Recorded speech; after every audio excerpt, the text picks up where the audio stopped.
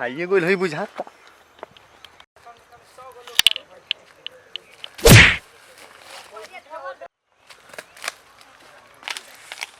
अरे बापू गोलवा टूट गई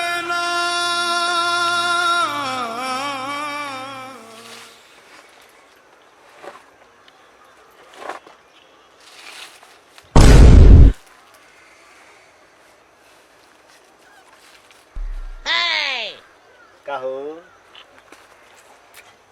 आ गइलो तो हम ना आई का चाहत रही इतना लेट काहे भइला? तू ही लेट करौलू हो तू टाइम से आ जालू तो का जाने माने कैसे लेट हो जाला हमारा ना समझ में आवेला। तोहर हर बेर के इहे नाटक बा, बार बार तू लेट कर देवेला। तू हमरा से प्यार वार ना करला न? काहे उदास से तरवे से नाराज ना न होके के हो। तारा खातिर हम कितना का को दहनी अब कहत रही लेट काहे हो गेला हम प्यार ना करेनी। अच्छा प्यार तरह से ना करेनी ना कितना प्यार करनी हम अपना प्यार के इजहार कैसे बताई हो।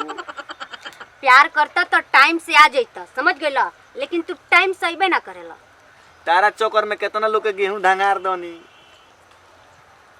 अभी टाइम से हम नहीं खियाइल। भारतीय ट्रेन आज ले कहियो टाइम से आइल भाई बताओ। हाँ अब कुछ बोलबे ना करबू हम जानते हैं तू कुछ ना बोलबू तो का बोली हम लेट से आइल बड़ा था? लेट से आइल तो कुछ ना बोलू कोनो माने माने तरह में होइले नहीं खे ना बोले वाला शब्द ना कुछ नहीं। अच्छा चाहे दो कितना नीमन लागत हो होई। अच्छा सब बात हटाओ। हाँ बोला। कितना दिन हो गइल बा हमारा वही लागता तारा चक्कर में कोई कोई रात जागले रहे नहीं हम बतियावला के चक्कर में खाली। अच्छा हम सुती तनी दबा दो सर हमरो तनी दुखाते बा तो दबाओ। अब तू दबाइबे ना करबू दबाओ ना हो का लेट से आइला ऐसे दबा दी तनी दबा दो तनी दुखाला दर्द नु हो। ओझा जी ऐसन मंत्र मारी कियो पगली के हम भूले। अरे ई साला यहाँ एगो चॉकलेट लेके चबलावता। अच्छा ए भैया का रे का देही उठता होता रे हम यहाँ देही उठतानी वहाँ जाके देखा का उठता का भइल नहीं के विश्वास तो जाके देखो वहाँ कहाँ का उठता छोटका चल के देखा तो का भइल चलो देखावा तनी अबे चलो का कहीं भैया साला देख के शरीर में गर्मी हो गई रुक यार कितना दूर औरी बा।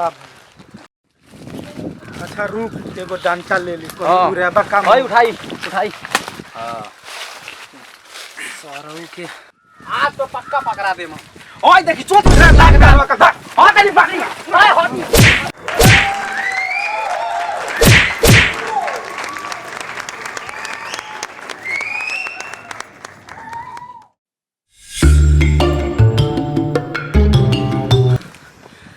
सरवा भाग गई का करियो हटा जाई सर तो का मुंह देखाए भैया के।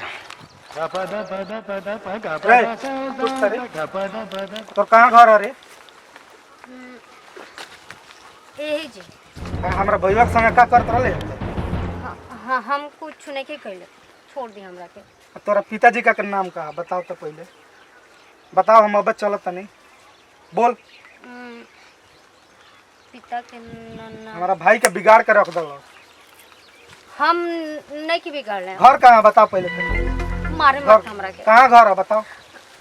कहत नहीं ए जी है यही जा क्या कर लड़की है? ए जी छोड़ दी जा दी। अरे बारे भैया भाग गई क्या ना भाग गई केरे भाग गई हम देखनी भाग गई।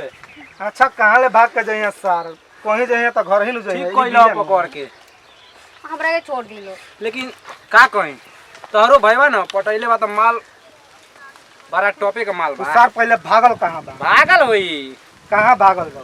कहीं छुप के जो होत आज होई। ओकरा के छोड़म ना, घास से उठा के काट दी। ए तो छोड़ गोली दिए एकरा चला के दे। हम पकड़तानी। आज के बाद से ऐसा गलती होई ना न होई। ना हम कैसे मानी? खो क्रिया, खो क्रिया, खो खो क्रिया। क्रिया खात नहीं।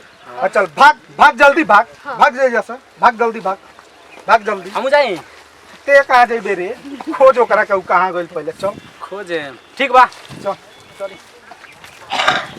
नमस्कार प्रणाम। हम कृष्णा इंदर्दी और रंजना राज जी, प्रभाकर यादव जी, छेदलाल यादव और अरुण भैया तमाम रुआ सब के वीडियो देखे के मिलल। ई वीडियो रुआ सब देखनी क्वेश्चन लागल जरूर बताई, कमेंट भी करी, शेयर भी करी और लाइक भी करी। 2-4 शब्द रंजना जी रुआ बोली। वीडियो बहुत ही अच्छा बा और अच्छा लगे तो आप सब लाइक करें, कमेंट करें, शेयर करें और आप सब कैसन वीडियो देखे के चाहतनी ये कमेंट करके जरूर बताएं। हमने के वो तरह का वीडियो रउआ सब खातिर बनाएं सर। और इस चैनल पर नए हैं तो पहले सब्सक्राइब कीजिए, उसके बाद जय लाइक माता दी। कीजिए और कमेंट कीजिए। चलिए फिर आओ अगला वीडियो में, तब तक बनल रही। जय हो नमस्कार। भोजपुरिया समाज।